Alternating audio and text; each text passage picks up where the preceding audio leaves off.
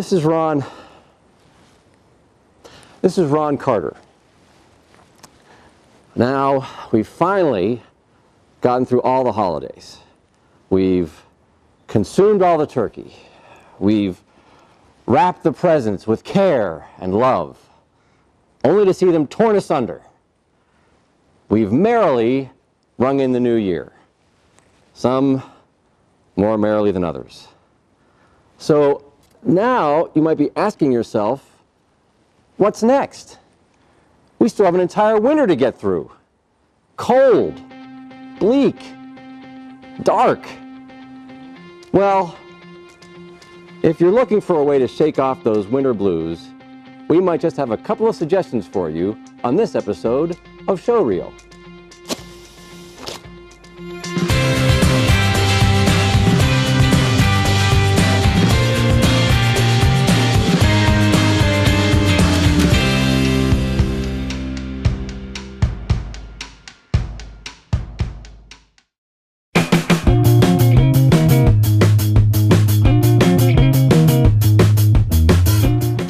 One of the things that people love to do in the bleak midwinter is to curl up next to the fireplace with a good book.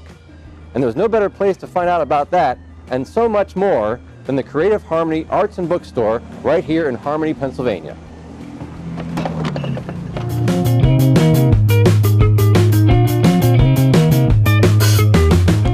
I am with Sandy Farinola of Creative Harmony Arts and Books here in Harmony, Pennsylvania. And Sandy, thank you so much for joining us for Showreel. You're welcome, thank you. This is such an interesting space. How long have you been here? I've been here since November a year ago. So just over a year. Just celebrating over a year, yes. Now what prompted you to open up a bookstore like this? My love of books and arts and an interest in getting people motivated to do something creative with their time. So really, it's not just about coming in and maybe finding a book that you're interested in. It's really about trying to challenge yourself intellectually or mentally with whatever it is you find here. Right, and artistically, and to instill a type of curiosity that people would have to just even to come in the door to Sure. say, well, just the fact that they're curious enough to come. Mm-hmm. And books certainly are, they still have their audience, and mm-hmm. people are still looking for little small independent bookstores. Mm-hmm. And the art part of the shop is geared toward just individual, everybody that's just wanting to find some new talent that they don't know they have. So the books really are just one aspect of what goes on here. Yes, the books are, some of them are related to the art that I do. Sure. I try to have an inventory of books to help people get interested in whether it's writing or art or design, painting, some avenue of some type of a creative craft maybe that they thought they could do but haven't tried yet. From that standpoint then, if I were to come in and I'm interested particularly in the book aspect of your store, are there, you mentioned arts books and things like that, but what other types of books can I find here? You can find, it's a literary fiction mm-hmm. style of books from contemporary to more classic titles such as 1984 mm-hmm. or To Kill a Mockingbird. So things that are more timeless. socially relevant in this day and age still. Yes, and hopefully they will remain relevant. And not that the bestsellers, in the New York Times list aren't relevant, but they're available everywhere, and, mm-hmm. and they're more popular and marketed more heavily. So a lot of the titles that I have are more obscure, something mm-hmm. that a lot of older adults may not have had a chance to read yet, and that's what I would like to encourage them to get back into, something that they may have passed over 20 years ago, and it'll be here. Mm-hmm. It sounds like you almost curate the books that you sell here. I do. I like that word. I do. Yeah, they're all handpicked. They're all titles that I'm not necessarily always me interested, but that mm-hmm. I feel that a current, whether it's a young adult population or an older adult is looking for in a way to interest them more so than just a fictional title that might be in a genre of of romance or the Wild West, or something that's been popular Sure. in another aspect, but something that I felt they would find relevance in, and then I can talk about it with them or help them find a book that they might not have thought would interest them, and I may know a little bit about most of the titles I have. Okay. And so you also mentioned previously that it's not just new, it's not just used. You actually sell a mix of both new and used books, right? I do. There's a mix, probably 50-50, and then the newer titles are marketed at their retail price, and the used titles they're greatly reduced, and in some aspects they may, depending on condition, they may not be as reduced as somebody might expect them to be, because they're like new in a lot of respects. Sure.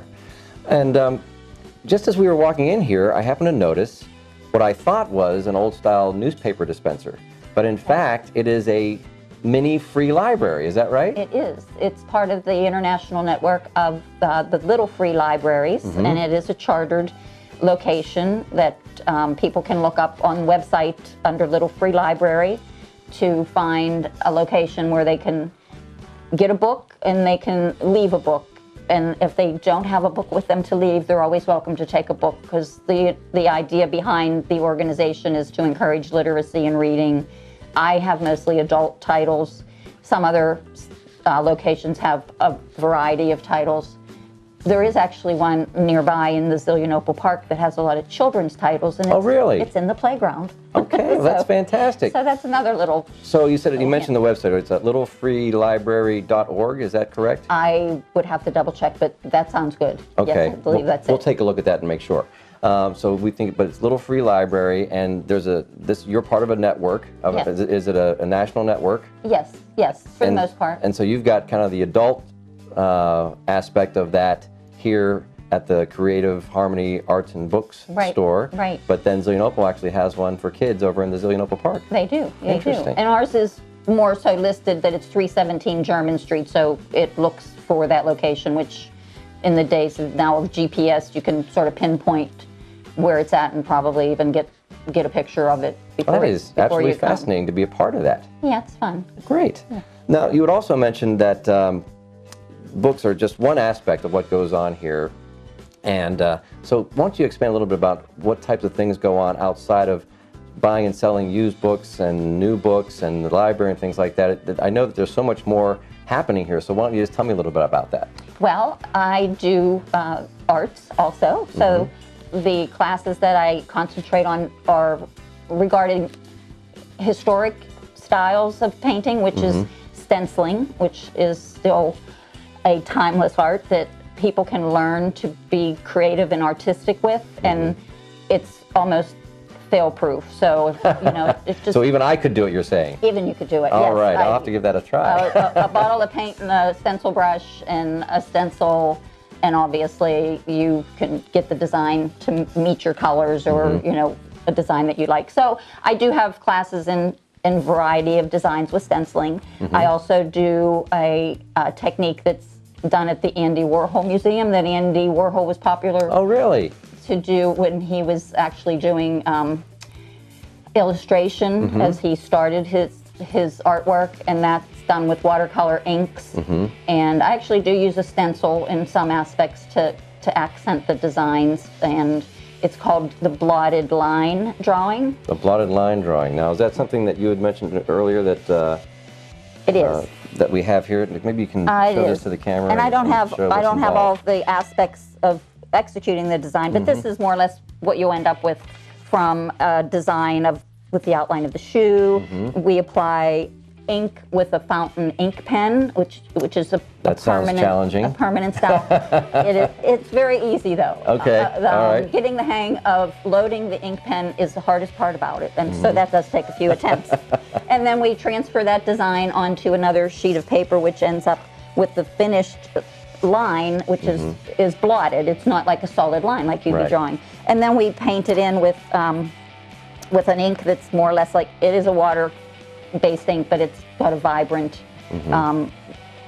color to it, and it's a whole lot more fun to work with than just paints. And it does look like the colors are very bright and they pop off the page pretty well. They do. It's a fun like just class that's a couple hours. People enjoy it. They go home with a design they can frame, or in this case with a shoebox. If you have a shoebox lid, you could always just frame it in your shoebox lid. Fantastic. So it's a good one. So from that standpoint, if I were to come for a painting class, are things like the paints and supplies included when I take the class? Yes, everything. Everything's included, which is, that's the basis too of what I would like to express here is that you're coming to enjoy the class, express yourself through the means of medium, the art styles that we're going to do, and not, you don't have to be bothered with picking up the different supplies or, trying to source them. They're here for you. Great. And how often do you conduct these types of classes? Well, I have sort of a random schedule depending on the seasons, and right now for December I did not have any scheduled, but a couple of months I try to schedule, and I also schedule a writing class. So writing as well as painting? I do a class in creative nonfiction, which is that's a 3-week class, and I had actually offered it at Butler County Community College, and they allowed me to teach it here. Oh, wonderful. And we are hoping to do that maybe again in the fall. So students that are part of the Butler County Community College campus will actually come here to take these creative writing classes. They can, and depending on what the sign-ups are like, and that's their lifelong learning program, which BC3 Butler County has, like really expanded, hundreds and hundreds of classes. So it's not credit; it's just a non-credit course in a lot of different. Sure, but I mean, there's plenty of people that are looking to expand their horizons personally, not necessarily looking to follow along a particular curriculum to a degree. They just want to be able to try new things and be able to express themselves creatively. So that's something interesting that the Butler County Community College can offer, but then you become a branch of that. I do, and that was exciting to be part of that. And so the writing class, I'm trying to repeat. I'll probably be scheduling one starting the end of January, and it'll run for 3 weeks, and then I'll try to repeat it in, maybe with a week or two in between. And I have other artists and instructors that sometimes come as guest instructors. Oh, really? To teach different things like mixed media, which is using different materials and paints and maybe feathers and buttons to put. So a whole variety of media. Design. Yeah. Wonderful. And felting.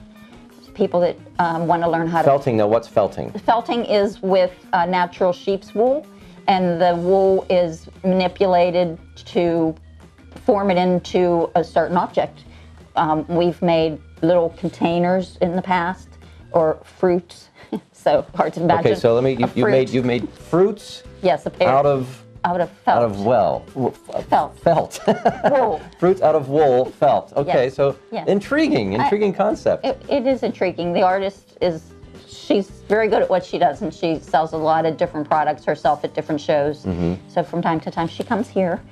And I've had glass fusion classes. We've made coasters and Christmas ornaments. And My goodness. The instructor... All this is going on in this little tiny space. Well, I guess. That's great. Now, I noticed as we were walking around a very interesting part of your store called the Closet of Curiosities. Now, why is that there? Well, that has a mix of nostalgic items, vintage, a little display of jewelry that's from estate sales. Because I was born a pack rat. So it comes out at last. So some of those things that I've packed away have come out, and they ended up in the Closet of Curiosities. And people just tend to browse around. Sometimes someone will come in maybe as a couple or with their kids, and one person will go to the bookshelf or the art department looking at creations. But 9 times out of 10, they end up at the Closet of Curiosities, or somebody at least does, because they're like, oh, I really wasn't in here to buy a book, but this is interesting. I might want to buy, like an old bottle or a necklace or piece of jewelry, a belt buckle that they've never seen before. So just terrific. Sort of adds to the ambiance of a little curious theme that I have going on here. Throughout the whole space, exactly. Well, Sandy, you have an absolutely delightful space here, and if I wanted to find out more about it, where would I go online to find out? You would go to www.harmonyartsbooks, all one word, .com, and although the name of the shop is Creative Harmony Arts and Books, but sometimes websites have to be cut a little bit shorter. Sure. And so one more time with the website, and we'll cut you loose. harmonyartsbooks.com. Fantastic. Well, thank you so much for joining us for Showreel. We really appreciate you taking the time to spend with us. Thank you.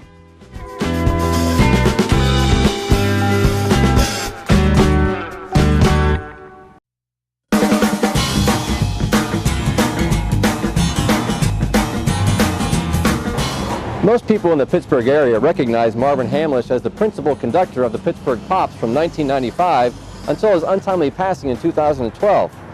What a lot of people don't realize is that he really is one of the most prolific composers of the modern era, having won almost every award possible. And that's why the Strand is proud to present a concert dedicated to his legacy on January 26th through the 28th.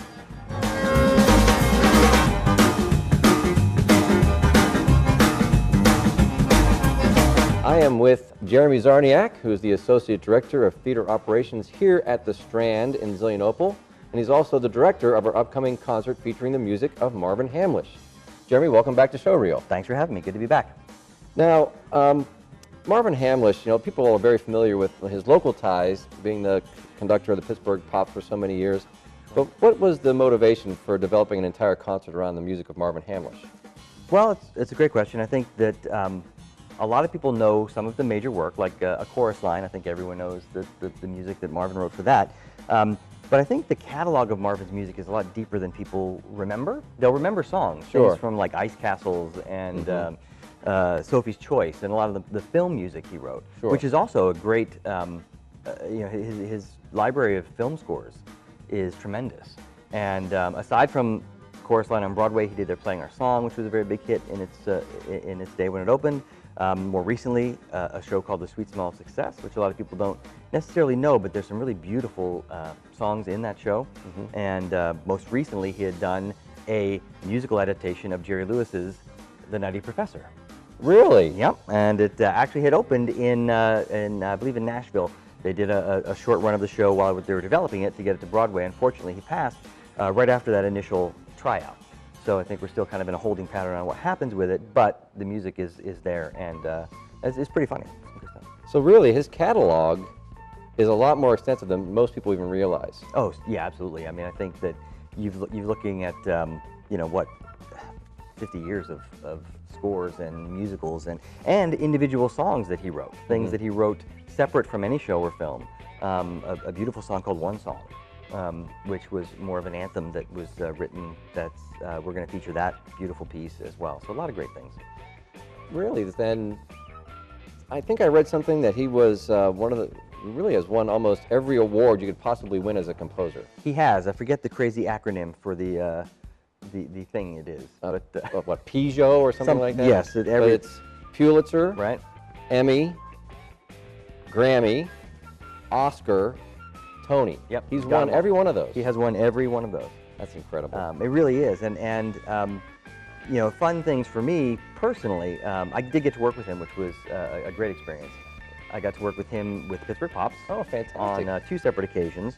He had brought me in to dance, tap, and do musical theater things with him and the Pops. And through conversations with him, one of his very first jobs as a accompanist was as the accompanist to Groucho Marx at his famous last concert at Carnegie Hall, when Groucho Marx played Carnegie Hall. That's amazing. So there's actually an album of that concert, and there's some little banter between Groucho, and he keeps referring to this young kid, Marvin, that he found playing the piano. And I have a great love for both, for Groucho and for Marvin, so it was kind of a neat tie-in there. But I'm really also looking forward to taking one of the pieces that Marvin and I did together and restaging it here with the actual recording of Marvin playing the piano and talking through the number. Oh, you're going to have to tell us that story. It's pretty funny because I thought it was a joke at first. I I had just finished a show in New York called Zombies from the Beyond. I'm sure you all know that one. Oh, in other news, there's a show called Zombies from the Beyond. Get the cast recording. It's great stuff. But I had finished that. I was actually back in Pittsburgh. He had been the conductor of the Pops for a few years, and I got a phone call, and said, "Hi, this is Marvin Hamlish, and I got your number from James Valk, who worked on the show Zombies. We're doing a show about Broadway, but we also want to feature off-Broadway and talk to people about what that is."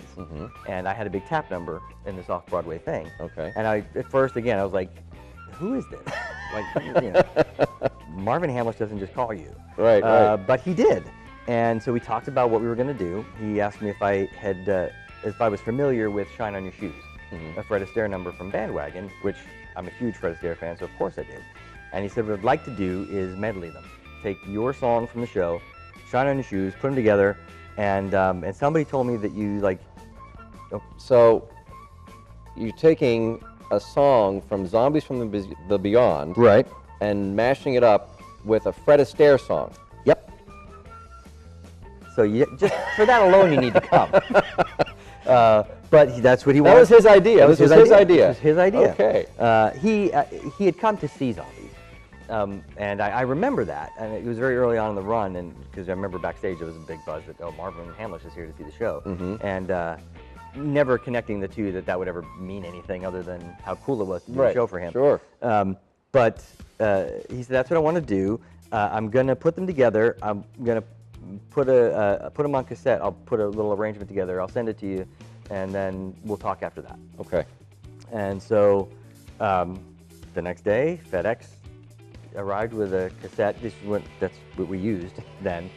And I put it on, and it was, I think we'll even have a clip of it, saying, "Hi, it's Marvin from New York. Here's what I put together." And he plays through the entire thing and talks to me through it about what we're going to do. And so I'm going to take that recording and use that for the stage performance. I do understand that we do have a little bit of audio from that tape that he had sent to you. So let's take a quick listen to that, and then we'll come back. Now, what I want you to know is when I wrote down all this stuff, I didn't take the time to write out all the lyrics. So if you hear me not singing lyric, that doesn't mean that you're not singing lyric. But I will try to make it clear when you are singing lyric, and when I say orchestra, that means orchestra. Okay? So here we go. When there's a shine on my shoes, and you keep singing.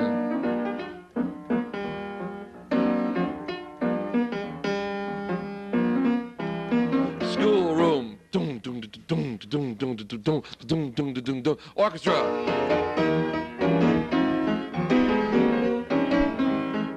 Well, that is really amazing that somebody like Marvin Hamlish, not only did he compose this number for you to work on, but he sent you this audio tape explaining exactly how everything was supposed to go. He did, and to continue on that show, he also gave me the arrangement when the show was over. He gave me, so I tell everyone, if I can get like 140 musicians somewhere sometime, I can do the Marvin Hamlish arrangement. Oh, so it wasn't just the score. No, he gave me every instrument for every instrument. He gave me the entire thing. I've got cases of music that was put together for the show. Absolutely incredible. Very cool. So what else is going to be happening with that concert itself? What's the format going to be like? The format's going to be relatively loose in as far as jumping around. We're not going to necessarily follow a chronological order. There's a lot of different styles of music, so we're probably going to feature them that way in different contexts of how he did his music. But we've got a great cast lined up for the show. Okay, great. Some local favorites. We've got Michael Mara, who, if you don't know him, you need to. He's an amazing vocalist and such a great presence, and so I'm really glad to have him with us. Caroline Nicolian. Oh, she was just in Children of Eden. Exactly. She was here at Children of Eden. She's been very busy performing since then, been at the CLO Cabaret for the past 2 shows, as a matter of fact. And so lucky to kind of get her away from that for a little bit for this show. And then we've got myself. I'm going to join the cast for this one. And our Broadway star is Juliette Ewing. Juliette Ewing, okay. She is a dear friend who actually I worked with on a show called The Melody Lingers On, which is an Irving Berlin piece. We just all got back together for a 20-year reunion of that show in New York a few weeks ago. Oh, fantastic. And so we all kind of reconnected, and it was great to see her. And Juliet's very well known in New York in the cabaret scene too, especially like 54 Below and those places in New York where people go to see solo concerts. Sure. But on Broadway, she's done. I know she did Footloose. She did a few things, other things there. On tours, she did 42nd Street and Crazy for You, and a litany of other things regionally. But really lucky to have her. She's a beautiful soprano, and what a voice. So we're really excited to have her. That's great. So this sounds really, talking about trying to shake off the winter blues and find something that's really going to warm your hearts. It sounds like a great concert that's going to be, people are going to be really ready for. It is, you know, and we're going to have a beautiful grand piano on stage to kind of honor Marvin's piano legacy. Wonderful. And yeah, we're just really excited to get it all put together. Great. Well, that show is going to run, I believe, January 26th through 28th, Friday, Saturday, and Sunday. Correct. Yeah. And then we really just keep heating things up with the theater. So what else is going to be coming It never stops. Right on the heels of that, we've got a really fun piece called "Love Me, Love Me Not" coming up for Valentine's Day. Okay. It's a Valentine's Day show that's good for everybody, not just for couples, because the kind of second title to this is Songs of Love and It's Complicated in this social digital age we live in. So if you like love songs and you also like Saturday Night Live and you also like songs of anti-love, we have them all in here. It's going to be a lot of fun. We're also really happy to do a tribute to a great artist, D.E. Taylor, who we lost this past year, and he had played the Strand for Valentine's Day for a few years, and so we've got something in the show to kind of pay some tribute to him, which we're very excited about too. Fantastic. And that's February 9th through 11th. Okay. 3 shows there as well. And then we've also got, if you like country music, we've got Queens of Pure Country, Josie Waverly, who performs all of the big country gals. Oh, that's Dolly right. Parton. She was just here for the Cash and Klein show. Cash and Klein. But she also does Dolly Parton, Loretta Lynn, pretty much the entire Reba McEntire, the whole catalog of female country artists, if you like that. She's here March, one show only. March 3rd, I believe, is the date for that show. Right. So you don't want to miss that. We've also got the Celtic Tenors. Everyone loves the Celtic Tenors back here. One of my favorite acts that's been back several times. Not only are they a tremendous talent, but they are wonderful, warm guys who you got to come see them. You'll love them. They're so personable. They'll talk to you after, and you'll feel like you saw them singing in their living room. Right. And it's very unique because they play huge halls all over Europe, and to get them here in this intimate space is really kind of that cool. is a lot of fun. We love having them back every year. We do. For sure. We do. That is that's the 14th and 15th of March. Right. So we've got 2 days that we'll have the Celtic Tenors. And then just a little other something we got coming up that we're really excited about. We've got our spring musical. We've got Jesus Christ Superstar coming back. This is a big hit of ours from 2 years ago, and we're restaging it. We actually sold out that entire run the last time we had it play, and we're very excited to get Billy Mason, who many folks know here at the Strand and love, and is an amazing talent, back to play Judas. Fantastic. And it's amazing what we were able to do with the cast and the musicians here. So you don't want to miss that. That's going to be, what do I have some dates here for that? That's March 23rd through the 31st is that show. So we're that's 7 shows for that one, right? 7 shows, right? And takes us right up to the Easter holiday. Fantastic. So really, a whole winter heading into spring list of programming. Of course, we wanted to focus on the Marvin Hamlish concert, but really some great stuff coming up here at the Strand Theater. Always something happening at the Strand. Fantastic. Thanks so much. Thanks for having me.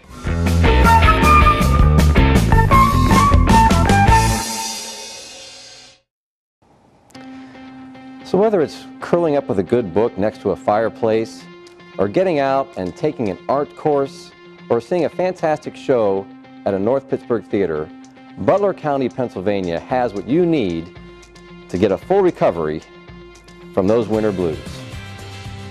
I'll see you next time on Showreel.